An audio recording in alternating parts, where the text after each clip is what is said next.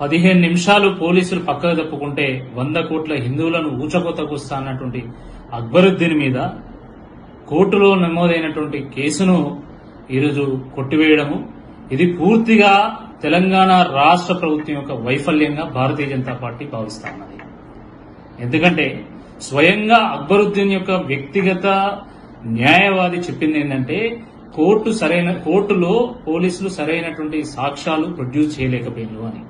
అంటే ఈరోజు ప్రభుత్వం యొక్క డైరెక్షన్ లో పోలీసులు సరైనటువంటి సాక్ష్యాలు ప్రొడ్యూస్ చేయకుండా ఇండైరెక్ట్ గా అక్బరుద్దీన్ ని కాపాడేటువంటి ఒక ప్రయత్నం చేసిండు. దీన్ని హిందూ సమాజం గమనిస్తున్నది. ఇది యావత్ హిందూ సమాజాన్ని ప్రభుత్వం మోసం చేయడమే. దీన్ని ఇంకోలాగా అనుకోవడానికి వీల్లేనిదిగా భారతీయ జనతా పార్టీ భావిస్తా ఉన్నది. ప్రభుత్వానికి సెక్యులరిజం మీద ఏమాత్రం నమ్మకం ఉన్నా కూడా వెంటనే హైకోర్టుకు వెళ్లి దీన్ని ఛాలెంజ్ చేయాల్సిందిగా మేము డిమాండ్ చేస్తున్నాము.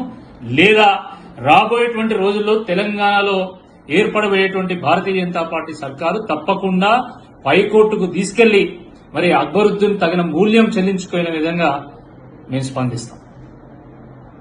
హాయ్ ఫ్రెండ్స్, మా టుడే టుమారో యూట్యూబ్ ఛానల్ చూస్తున్నందుకు చాలా థ్యాంక్స్.